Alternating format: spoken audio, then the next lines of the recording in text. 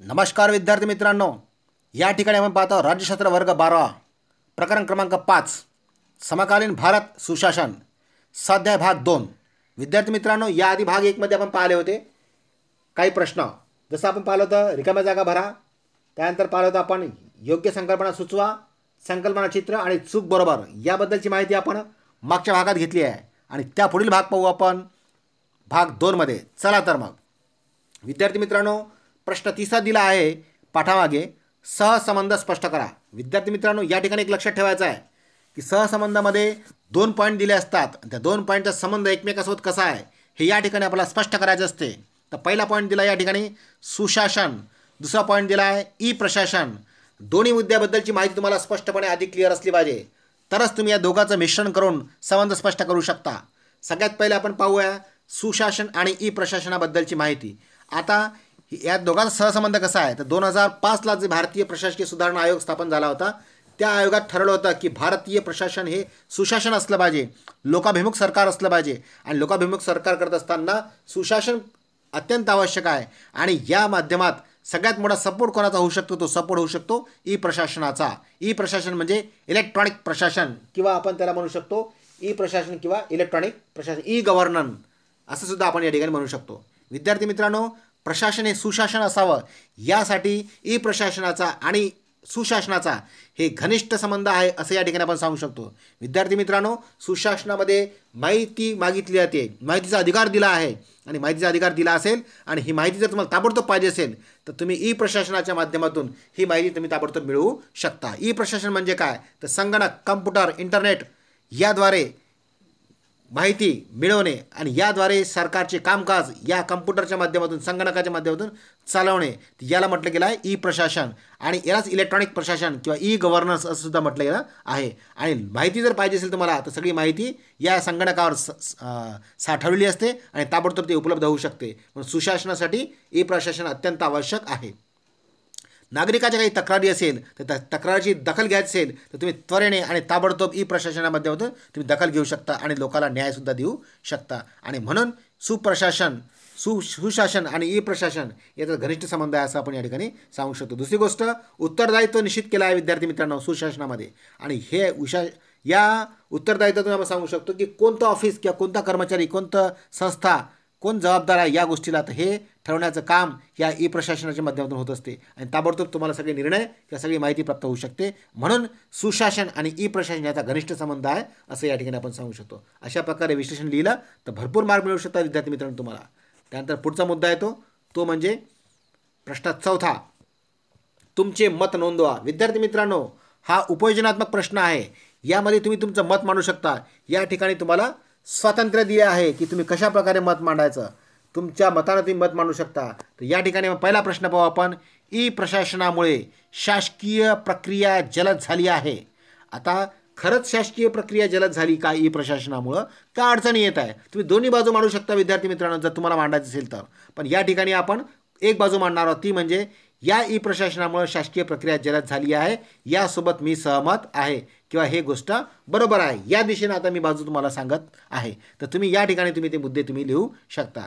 तर या ठिकाणी मी या ई प्रशासनामुळे शासकीय यंत्रणा जलद झाली आहे याशी मी सहमत आहे। तर आता कशा प्रकारे सहमत आहे, तर सहमत बाबतचे काही मुद्दे या ठिकाणी तुम्हाला सांगावं लागेल, म्हणजे तुमचं उत्तर पूर्ण होऊ शकते। विद्यार्थी मित्रांनो, ई प्रशासनाच्या माध्यमातून माहिती साठवणे आणि माहिती डिस्प्ले करणे किंवा माहिती देणे इकडून तिकडं, तर अशा प्रकारच्या सगळ्या गोष्टी कशामुळे शक्य झाल्या, ई प्रशासनामुळे शक्य झाल्या आणि त्यामुळं शासकीय प्रक्रिया जलद झाली आहे आणि त्याला वेग आला विद्यार्थी मित्रांनो। म्हणजे गरज असेल तेव्हा ताबडतोब ती माहिती उपलब्ध होऊ शकते। कशामुळे होऊ शकते, ई प्रशासनामुळं किंवा संगणकामुळं किंवा ई गव्हर्नन्समुळे ही सगळी माहिती शक्य होऊ शकते। यासोबतच माहितीच्या अधिकारामध्ये कोणत्याही प्रकारची माहिती मागत असताना कोणत्याही प्रकारचा विलंब किंवा वेळ लागू शकत नाही, कारण त्याला ई प्रशासनाचं काय असते, सहकार्य असते। आणि शासनामध्ये जबाबदारीसुद्धा निश्चित केली आहे, पारदर्शकता आली आहे विद्यार्थी मित्रांनो, म्हणजे कोणत्या प्रकारचं कार्य कोण किती वाजता कशा प्रकारे करून देईल आणि त्याला किती खर्च येतो, ह्या सगळ्या गोष्टी या नागरी सनदमध्ये उपलब्ध असतात आणि या माध्यमातून ई प्रशासनाच्या माध्यमातून आपण शासकीय प्रक्रिया जलद झाली असं आहे आपण या ठिकाणी सांगू शकतो। विद्यार्थी मित्रांनो, अशा प्रकारे तुमचं मत नोंदवायचा तुम्हाला अधिकार या ठिकाणी आहे आणि यालाच म्हणतात उपयोजनात्मक प्रश्न। तुम्ही आणखी तुमच्या मनानं विश्लेषण लिहू शकता. या ठिकाणी तुम्हाला उत्तर लिहिण्याचं पूर्णपणे स्वातंत्र्य राहील विद्यार्थी मित्रांनो. त्यानंतर दुसरा प्रश्न येतो तो म्हणजे ई प्रशासनाने प्रशासनाला जनतेच्या जवळ आणले आहे. आता विद्यार्थी मित्रांनो, जनतेच्या जवळ आणले आहे का, तर मी या विधानाशी सहमत आहे.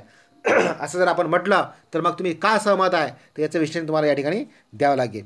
म्हणजे प्रशासन कशा जवळ आलं, कशामुळे जवळ आलं, इलेक्ट्रॉनिक प्रशासन, ई गव्हर्नन्समुळं लोकांच्या जवळ आलं शासन. जसं आपलं सरकार आपल्या दारी, आपले सरकार हे तुम्ही लोगो पाहता विद्यार्थी मित्रांनो, महाराष्ट्र शासनाचा लोगो आहे आपले सरकार. म्हणजे आपले सरकार कशामुळं, ई प्रशासनामुळे आपले सरकार. म्हणजे जनतेच्या सर्व गरजा, जिथं जनता आहे त्या ठिकाणी त्याच्या जनतेच्या गरजा पूर्ण होऊ शकतात. विद्यार्थी मित्रांनो, जुन्या काळामध्ये लोकांना तक्रार करायची असेल तर जिल्ह्याच्या ठिकाणी किंवा तालुक्याच्या ठिकाणी तक्रार करायला जावं लागत होते. आज अशी वेळ नाही आहे विद्यार्थी मित्रांनो. तुम्ही घरच्या मोबाईलवरून, तुमच्या घरच्या लॅपटॉपवरून, तुम्ही त्या सेतू सेवा केंद्रातून तुम्ही तुमच्या तक्रारी नोंदवू शकता शासनाकडे, आणि शासनसुद्धा त्याची ताबडतोब दखल घेते. विद्यार्थी मित्रांनो, तुम्हाला जर तुमच्या गावात काही प्रॉब्लेम असेल, तुम्ही महाराष्ट्र शासनाच्या वेबसाईटवरून तुम्ही राज्यपालाला, मुख्यमंत्र्याला ईमेल करू शकता, आणि त्या ईमेलच्या माध्यमातून तुमच्या गावातल्या समस्या, तुमच्या अडचणी तुम्ही मांडू शकता, आणि ताबडतोब प्रशासन त्या ठिकाणी दखल घेते आणि तुमचे प्रॉब्लेम सॉल्व्ह करण्याचा काय करते, प्रयत्न करते. हे कशामुळे शक्य आहे विद्यार्थी मित्रांनो, तर हे शक्य आहे ई प्रशासनामुळं. कारण ई प्रशासनामुळं हे प्रशासनामुळं जनतेच्या सगळ्या समस्या ताबडतोब शासनापर्यंत पोहोचू शकतात. विद्यार्थी मित्रांनो, शासकीय अधिकाऱ्याच्या काही तक्रारी असेल, तुम्ही त्या तक्रारीसुद्धा तुम्ही डायरेक्ट मांडू शकता विद्यार्थी मित्रांनो या ई प्रशासनाच्या माध्यमातून. तर अशा प्रकारे ई प्रशासनामुळं प्रशासन जनतेच्या जवळ आलं आहे, किंवा शासन तुमच्या दारी, किंवा आपले सरकार, अशा प्रकारचं आपण या ठिकाणी आपण सांगू शकतो. तर हे झालं आपलं मत. हा झाला प्रश्न चौथा. विद्यार्थी मित्रांनो, पुढचा प्रश्न तो म्हणजे पाचवा. या ठिकाणी सांगितला प्रश्न की समाजातील विविध घटकाचे हक्क सुरक्षित करणाऱ्या विविध संस्था स्पष्ट करा. विद्यार्थी मित्रांनो, अशा कोणत्या संस्था आहे की ज्या संस्थांमुळं भारतामध्ये राहणारे जे विविध घटक आहेत, मग त्या प्रत्येक घटकापर्यंत त्यांच्या ज्या अडचणी आहे त्या सोडवल्या जाऊ शकतात. तर असे कोणते घटक आहे आणि त्या घटकापर्यंतसाठी कोणत्या संस्था आहेत, त्या संस्थांची माहिती आपण या ठिकाणी पाहणार आहोत. पहिला पॉईंट आपण सांगू शकतो, राष्ट्रीय अनुसूचित जाती आयोग. या आयोगाच्या माध्यमातून घटनेने जे अधिकार दिले आहे अनुसूचित जातीच्या लोकांना, म्हणजे SC कॅटेगरीच्या लोकांना, तर त्या अधिकाराचं पुरेपूर पालन होत आहे का, त्या नियमाचं पालन होत आहे का, किंवा कोणत्या उपाययोजना आहे का, किंवा कोणत्या प्रकारच्या अडचणी आहे का, तर या ठिकाणी लक्ष देण्याचं काम करते हा राष्ट्रीय अनुसूचित जाती आयोग. दुसरा आयोग आहे अनुसूचित जमातीचा आयोग, राष्ट्रीय अनुसूचित जमातीचा आयोग. तर आदिवासी जे लोक आहे तर अशा लोकांना जे घटनेनं जे अधिकार दिले आहे, जे संरक्षण उपाययोजना करून दिल्या आहे, त्याचं पालन होत आहे का, त्यांच्या काही अडचणी आहे का आदिवासी लोकांच्या, त्याबद्दलची माहिती ठेवणे आणि चौकशा करणे, हे या अनुसूचित जमाती आयोगाचं काय कार्य आहे. त्यानंतर तिसरा आयोग येते ते म्हणजे राष्ट्रीय मानवाधिकार आयोग. विद्यार्थी मित्रांनो, प्रत्येक नागरिकाला माणूस या नात्याने काही हक्क दिले आहे. त्याला जीविताचा हक्क आहे, त्याला स्वातंत्र्याचा हक्क आहे, त्याला समतेचा हक्क आहे, त्याला प्रतिष्ठेचा सुद्धा हक्क आहे. विद्यार्थी मित्रांनो, प्रतिष्ठा म्हणजे मानव या नात्याने त्याला प्रतिष्ठा असली पाहिजे. म्हणजे अशा प्रकारे प्रत्येक मानवाच्या हक्काचं रक्षण करण्याचं काम हा राष्ट्रीय मानवाधिकार आयोग करतो. विद्यार्थी मित्रांनो, त्यानंतरचा आयोग येतो राष्ट्रीय महिला आयोग. हा जो महिला आयोग आहे, या महिला आयोगाच्या माध्यमातून स्त्रियांवर होणारे अत्याचार, तिची सामाजिक स्थिती, तिची आर्थिक स्थिती, तिची होणारी पिळवणूक, तिच्यावर होणारे अत्याचार याबाबत चौकशी करण्याचा अधिकार हा राष्ट्रीय महिला आयोगाला आहे. विद्यार्थी मित्रांनो, त्यानंतर ते राष्ट्रीय बाल हक्क संरक्षण आयोग.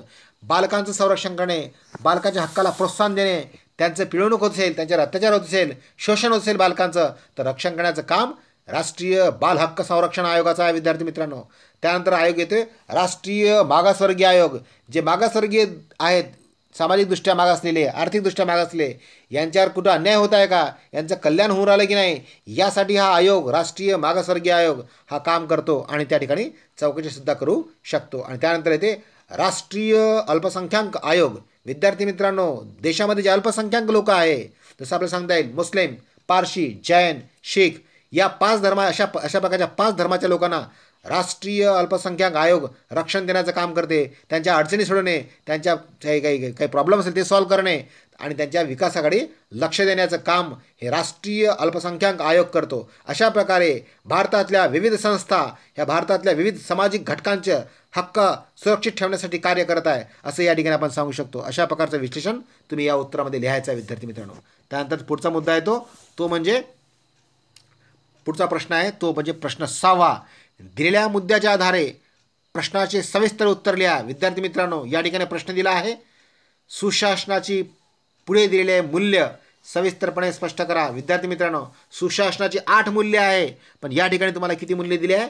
4 मूल्य दिले आहे. आणि हा दीर्घोत्तरी प्रश्न तुम्ही जेव्हा लिहिता विद्यार्थी मित्रांनो, या ठिकाणी 10 पैकी 8-9 मार्क जर तुम्हाला पाहिजे असेल तर सुरुवात कशी करायची? तर सुरुवात करायची प्रस्तावनेने. प्रस्तावना करायची की 2005चा जो भारतीय प्रशासकीय सुधारणा आयोग आहे त्या आयोगाने सांगितलं होतं की सुशासन झालं पाहिजे, नागरिक केंद्रीय शासन असलं पाहिजे, लोकाभिमुख सरकार असलं पाहिजे. यासाठी सुशासनाची निर्मिती केली आहे. आणि या सुशासनाचे काही मूल्य आहे, त्या मूल्यापैकी काही मूल्यांची माहिती आपण खालील प्रकारे पाहू. अशा प्रकारची प्रस्तावना तुम्हाला या ठिकाणी करावी लागेल. आणि त्यानंतर मग एक एक मुद्दा तुम्ही घेऊन त्याचं विश्लेषण तुम्हाला त्या ठिकाणी करायचं आहे. तर पहिला मुद्दा आहे सहभागात्मकता. विद्यार्थी मित्रांनो, लोकशाही व्यवस्थेच्या परिणामकारकता दिसली पाहिजे, यासाठी लोकसहभाग असणं महत्त्वाचं आहे. प्रशासकीय अधिकाऱ्यांसोबतच लोकप्रतिनिधी जे आहे, लोक आहे, पब्लिकला सुद्धा सहभागी करता आलं पाहिजे. अशा प्रकारच्या योजना, अशा प्रकारचं कार्य करून लोकांचा सहभाग या सुशासनामध्ये आणणं हे महत्त्वाचं एक भाग आहे. त्यानंतर सांगता येईल पारदर्शकता. विद्यार्थी मित्रांनो, शासकीय कामकाजावर लक्ष ठेवता आलं पाहिजे.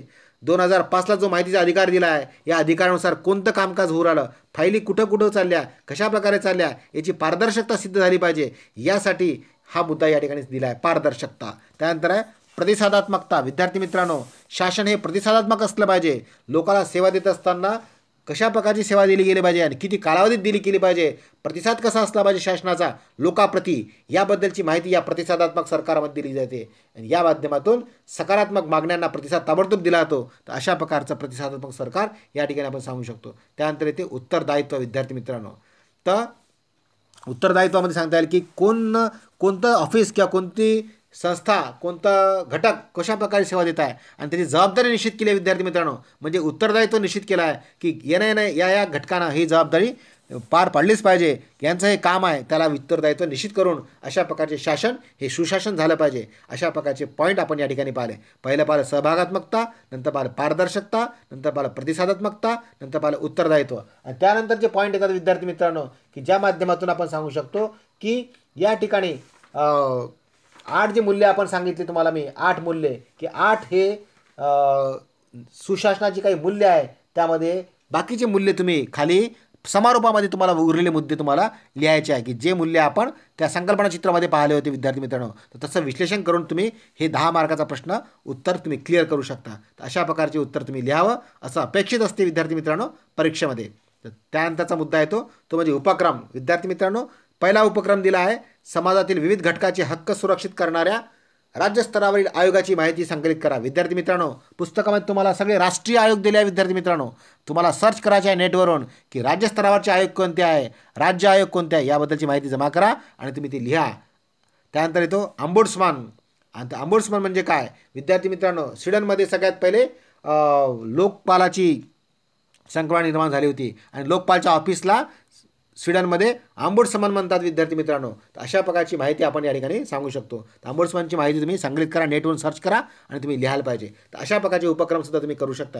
विद्यार्थी मित्रांनो, तुम्हाला हा जर व्हिडिओ आवडला असेल तुम्ही लाईक करा, शेअर करा, सबस्क्राईब करा, बेल आयकॉनवर क्लिक करा. सगळ्यात महत्त्वाचं म्हणजे अभ्यास करा. पुन्हा भेटू आपण पुढच्या पाठात. तोपर्यंत धन्यवाद.